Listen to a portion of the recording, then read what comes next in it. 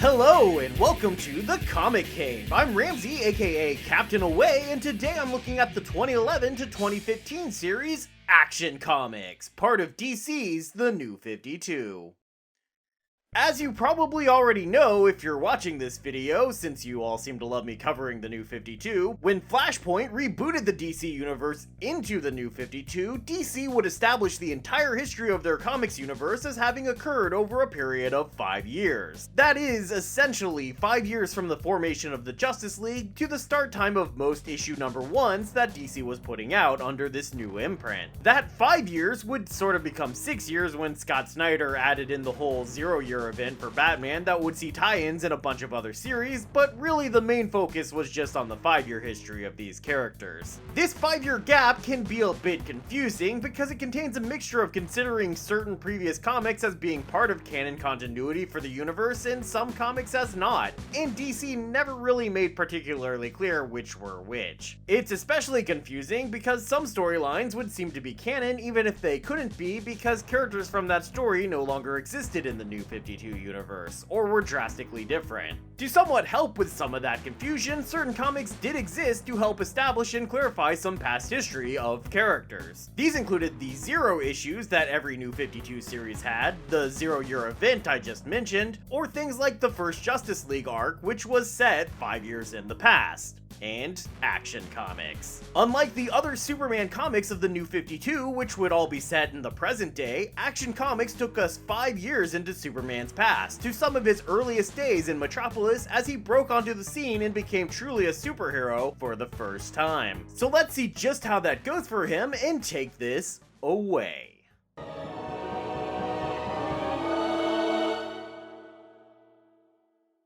The comic opens with Superman dressed in a t-shirt and jeans, smashing some dude heads in and threatening to throw one off a balcony at some fancy apartment in Metropolis.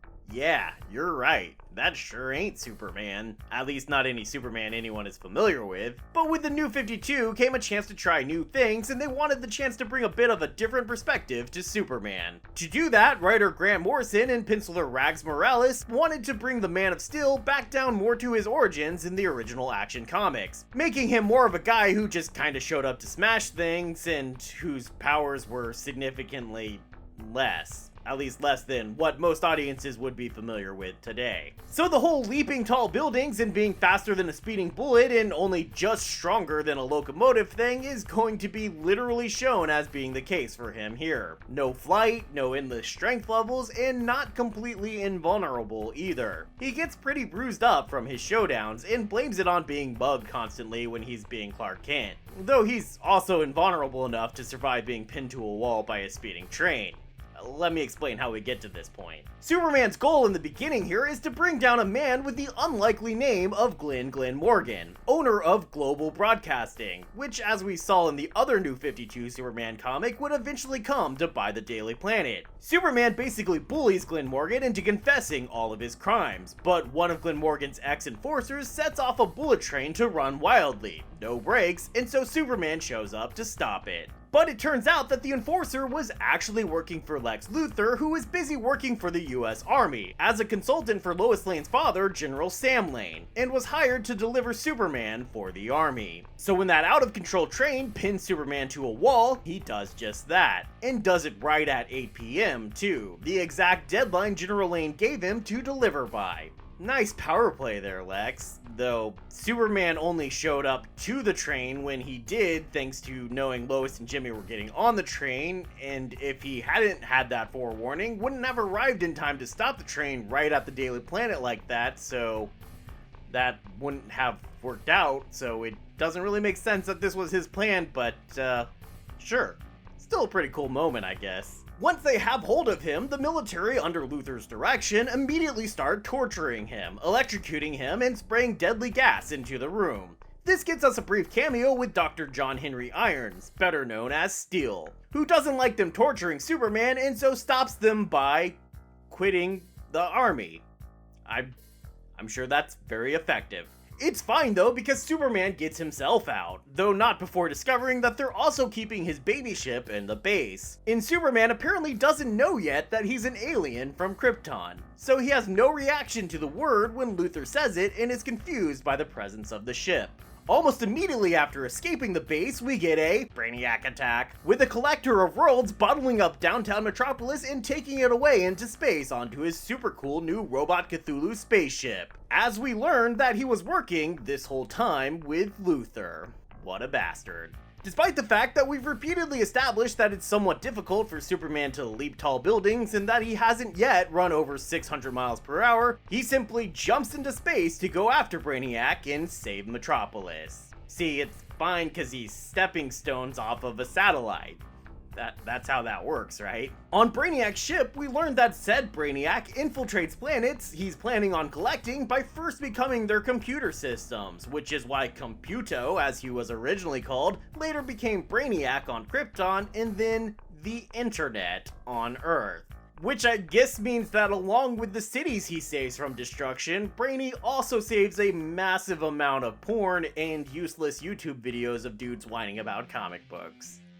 I mean, what? Superman also finds a suit of Kryptonian armor as a relic being kept on the ship. He takes it for himself and it instantly redesigns itself into his Superman colors for some reason. He then takes on Brainiac in the form of Metallo, who here is a soldier named John Corbin that was obsessed with Lois Lane, and in an attempt to prove himself to her, he subjected himself to John Henry Irons' Stillman project, though not before giving us a reference to Action Comics #1. See, it's still clever to make such an obvious reference because they waited until Action Comics #2 to give us this reference. That's how clever works. This project was an attempt to build robotic Superman, and the incomplete suit actually explodes Corbin's heart, leaving him only alive because his systems are maintained by the radioactive kryptonite powering the suit. But since Brainiac takes over computers, he also took over Corbin's now mostly robotic body, using him as a sort of avatar. Corbin somehow manages to break Brainiac's control, and together with Superman they stop Brainiac, with Superman using the miniaturization of his baby rocket as a bullet straight to Brainiac's, brain. Metropolis gets returned to full size just in the nick of time, and following that, Superman makes a home inside Brainiac's ship, which is just kind of left floating in space. And honestly, I think future creative teams just kind of forget about it, because I don't think it's ever really mentioned again.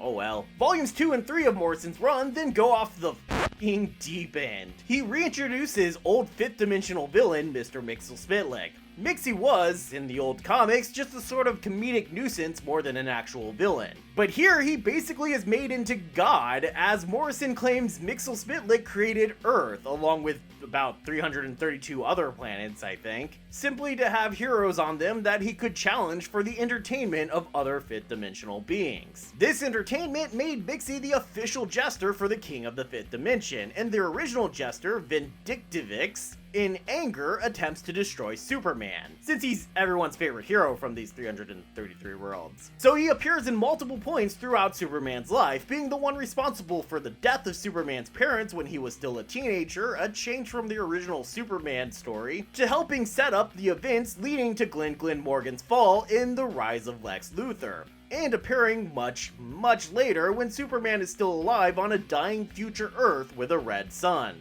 Vindictivix is attempting to destroy the 333 planets Mxyzptlk made, and those same planets are the ones Brainiac was busy attempting to collect before that could happen. And those planets apparently included Krypton, and also Earth. This attack also created something called the Multitude, a swarm of angel-like beings that consume everything they come across. Just in case you were unclear on the whole Mxyzptlk as God in the 5th dimension as heaven thing that they were doing. The story also introduces Captain Comet, a return of an old comic book character that was a blatant ripoff of Superman, even being from a small town in Kansas and having parents named John and Martha. Here he sees himself as a higher evolved being and other humans as below him and attacks Superman before disappearing from the comics completely. He'll eventually return in the New 52 Supergirl comics during the Crucible Academy arc, where he'll be significantly more laid back and heroic, but I guess he's had like 5 years to chill by then. Most importantly, at least to me, we also get introduced to Krypto the Superdog here.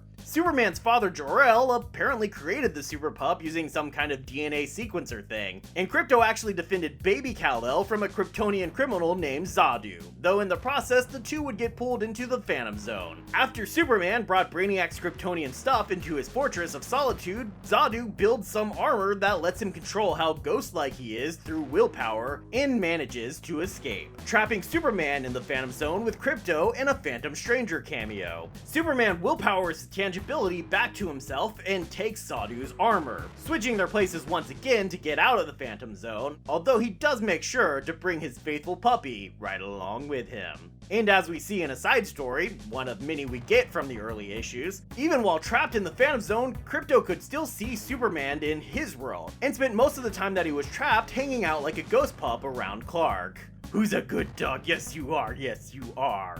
Moving on, we come to Volume 4, which jumps 4 years into the future with a story that focuses mainly on Lex Luthor and his rise as a villain. He does this by creating some kind of hybrid disease thing that initially infects Superman before splitting off to become its own weird monster thing. Before that further splits off to becoming a zombie-like infection affecting all of Metropolis. It also sees Luthor in a sort of prototype version of his super armor that will get much more sleek and cool looking by the later Forever Evil story. Following that, he gets involved with a group of spacefaring people attempting to fight off a giant ancient cosmic devourer of worlds, but Superman simply stabs it in the heart and kills it. Yes, I know, Superman doesn't kill. Except when he does. The justification is that when he looked at the creature's heart, he could see that really it was already dead, so that makes it okay to kill it now. I mean, that's a pretty convenient distinction if you ask me, seeing as, it has a literal beating heart and is fully sentient and able to even carry on conversations and whatnot, but obviously it would be too much work to come up with a way to actually defeat it.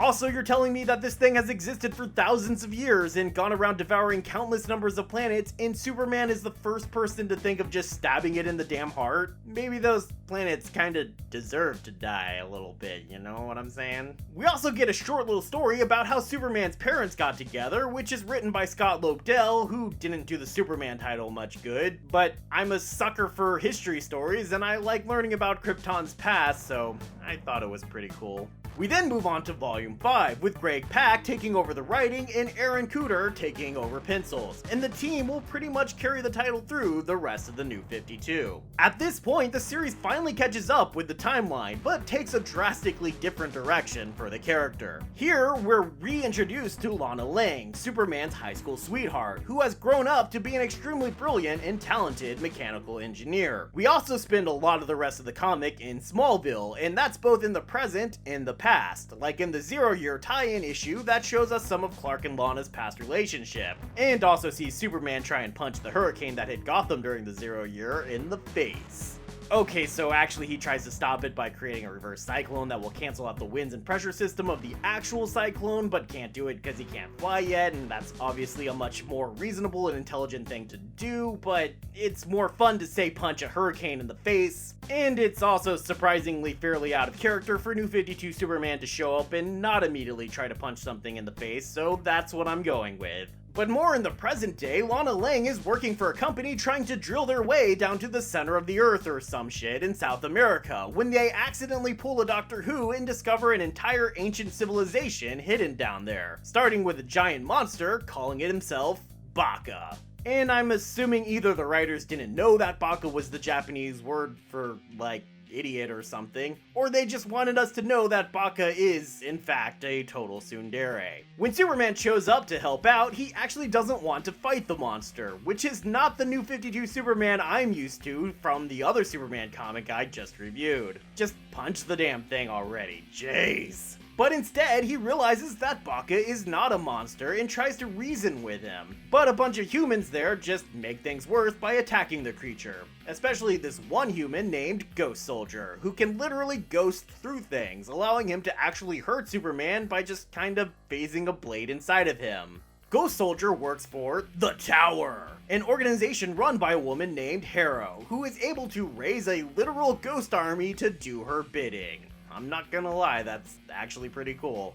The tower was designed to be built up as a major enemy for Superman, with Lois's papa, General Lane, even being made senator to investigate them in the main Superman comic, and with them playing a role in the upcoming Doomed crossover. But here they just get in the way of things as Superman, Ghost Soldier, and Lana investigate the underground kingdom Baka comes from. They discover that the place gets all of its light and energy from these glowing orbs, and those orbs are powered by the life force of these little lemur creatures. Lana and Supes attempt to save the creatures and bring them back to the surface, only to learn that when they're exposed to sunlight, they transform into little Hulk lemurs and start destroying everything. Before Superman can decide how to save them from this fate, Ghost Soldier simply kills all the lemur things, which leaves Uker, this warrior guy from the underground, pretty disappointed in the violent tendencies of the surface dwellers. So he takes Baka, who it turns out is actually a child that can transform into that giant dinosaur thing, as well as being the prince of the underground kingdom, back underground with him. But Superman's dedication to heroism, hopes for saving everyone, and attempts to understand his opponents, not just punch them a lot, has earned him the respect of everyone involved, even Ghost Soldier and Uker, which marks this as the first time in my memory that Superman has made friends with his enemies in the New 52, even though it kinda seems like such a Superman thing to do. This arc leads directly into the Doomed crossover, which again I won't go into much because I'll probably cover it next, but it does see Doomsday come to Smallville by punching a hole through the Phantom Zone, and the entire town of Smallville falling asleep from the psychic influence of a Brainiac attack. After it's over, John Henry Irons and Lana stay in Smallville to monitor the lasting effects on the population, only to find spooky things starting to happen, including a big cloud covering the town and Lana's parents, who only just died at the end of the Doomed arc, rising from the grave. Zombies! Superman manages to enter the cloud and comes under attack by the evil glowing-eyed versions of all the residents of Smallville, but again he doesn't just punch his way to a solution, and instead in investigating discovers that the people of the town aren't evil, they just have some residual psychic powers left over from the attack, and they've been spending their energies actually trying to protect Smallville from a fear-eating monster that has leaked into the world from the hole in the Phantom Zone Doomsday created. The next volume picks up after Superman started losing his powers following him unleashing his solar flare attack on Ulysses. We find him crossing the North Pole, mostly on foot after being attacked by some shadow ninjas, to get to his Fortress of Solitude, because I guess for some reason he can't just use the Justice League's teleportation technology to get there instantly. The fortress, though, doesn't recognize his depowered self, to the point that it actually sees his cape and armor suit as being stolen and steals it back from him, even breaking the cape that was previously established as being completely indestructible. And that leaves him with only scraps of the cape that he'll eventually wrap around his hands. Also, in the Superman comic, they established that his solar flare actually destroyed his costume,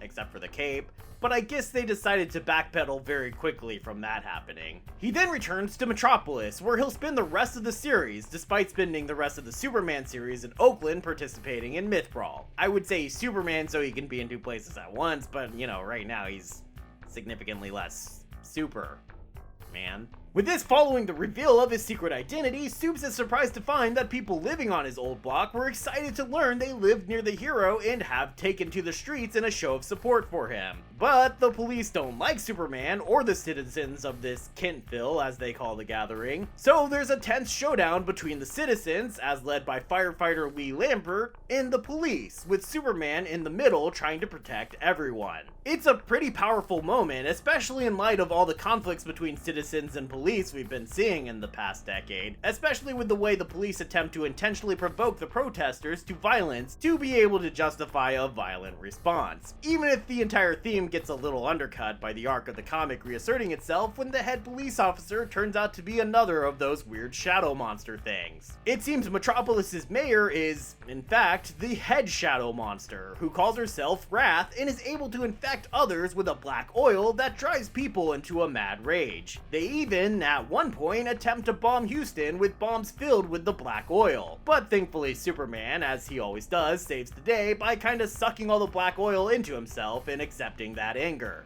Thanks, Supes. H-Town, baby! Okay, I'm sorry, I won't do that again. This, as with other Superman titles running at the time, is all part of the build-up for the next two Superman crossovers, which I'll also cover in their own videos probably sometime pretty soon. So let's drop this bomb into the breakdown.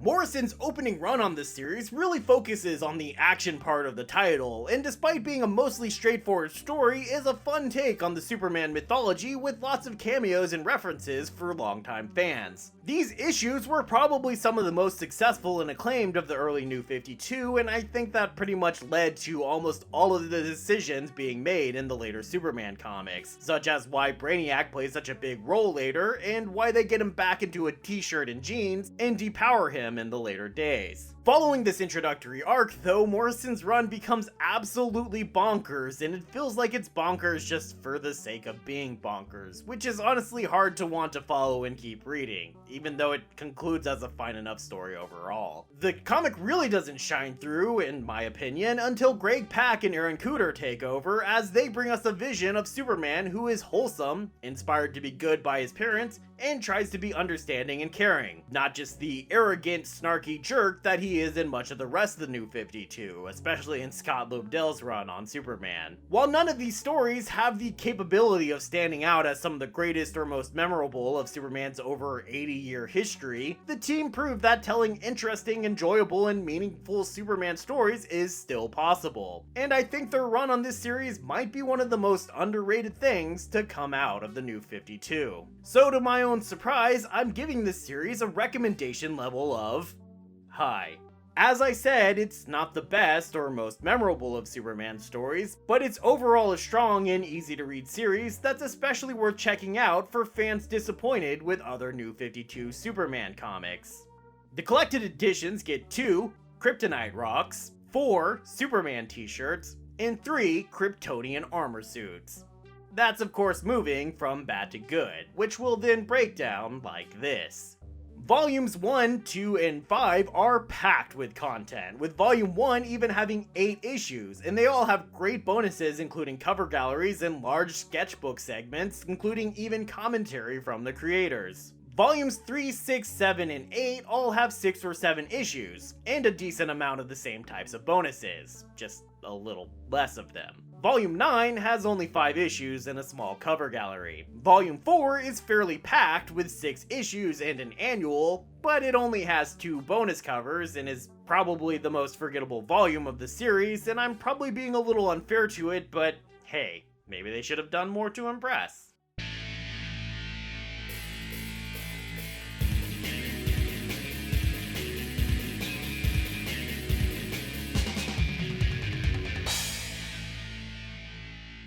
Thanks everybody for watching. The Superman journey should continue next, as I said, with the Doomed crossover, and probably for at least a couple more updates beyond that. Make sure to click the like and subscribe button to be around for all those goodies, and I hope to see you next time, right here in the Comic Cave.